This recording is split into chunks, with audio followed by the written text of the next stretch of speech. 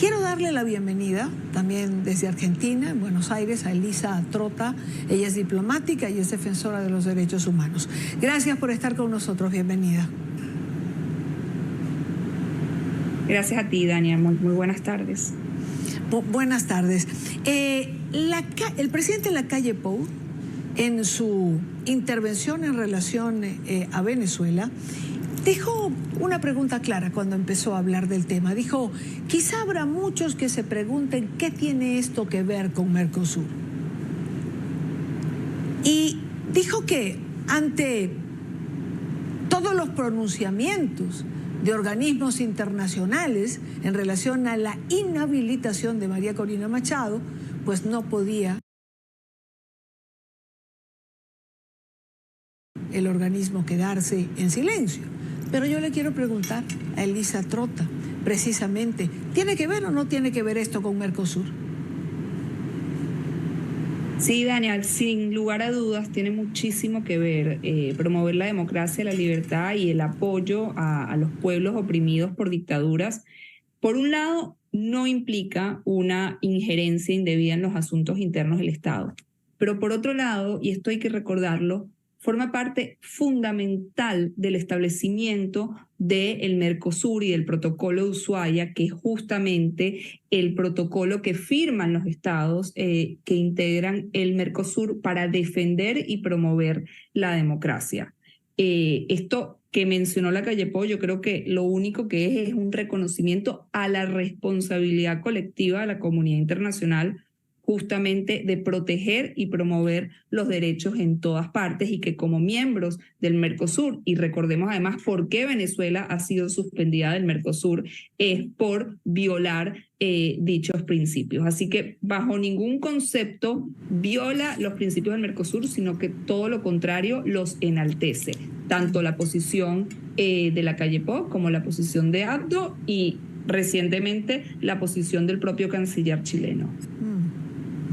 Ahora, hay un refrán popular que señala, caras vemos, corazones no sabemos.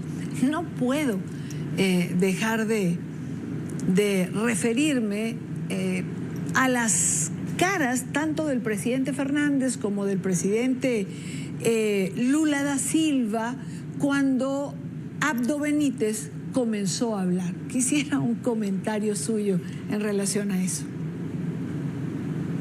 Sí, yo creo que eso mismo, Idaña, y por supuesto, más allá de la satisfacción que uno le puede causar ver justamente como aliados del régimen, porque lamentablemente eso es lo que son Lula y Alberto Fernández, aliados del régimen, se quedan sin argumentos cuando ven presidentes y pares de ellos en la región realmente diciendo las cosas como las tienen que decir, promoviendo la democracia, defendiendo los derechos humanos, por supuesto repudiando lo que está sucediendo en Venezuela y de alguna manera a sus cómplices que son ellos mismos, y además con la altura y el fundamento que lo hacen tanto el presidente Abdo como el presidente Lacalle Pou.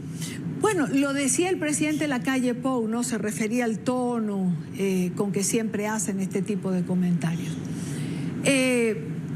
Elisa, una vez más el presidente Fernández, bueno, hizo referencia a Venezuela, dijo que no quería dejar de lado este tema, pero de alguna manera justifica el éxodo venezolano a través de las sanciones, algo que se ha discutido hasta el cansancio, y hay consenso en que no es así.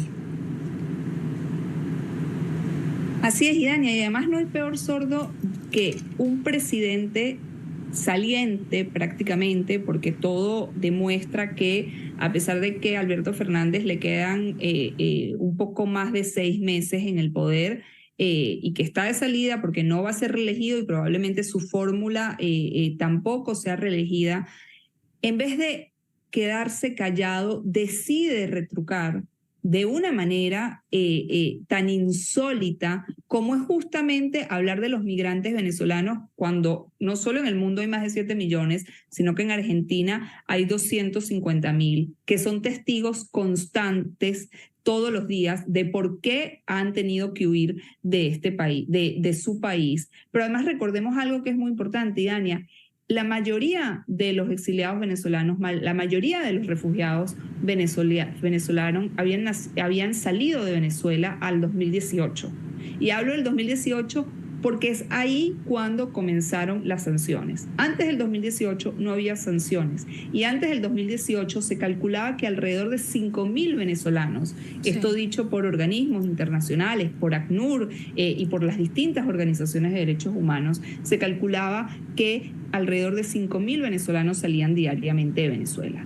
Entonces, la crisis de migrantes y refugiados venezolanos no es producto de ninguna sanción, es producto de una emergencia humanitaria compleja diseñada por los mismos que se han robado millones de dólares de nuestro país y por un régimen que coarta las libertades, reprime, tortura, amenaza y asesina, a pesar de que presidentes como Lula da Silva, como Alberto Fernández, se empeñen en defenderlos. Qué bueno hacer este recordatorio, Elisa, ¿no? Que las sanciones comenzaron mucho después y que el éxodo venezolano comenzó en el 2018. 5.000 venezolanos por día se calculaban en ese entonces. No había sanciones. ¿Por qué insisten? Eso sí que es una narrativa que se intenta construir una y otra vez. Elisa Trota Gamos, diplomática, defensora de los derechos humanos. Muchísimas gracias por acompañarnos hoy.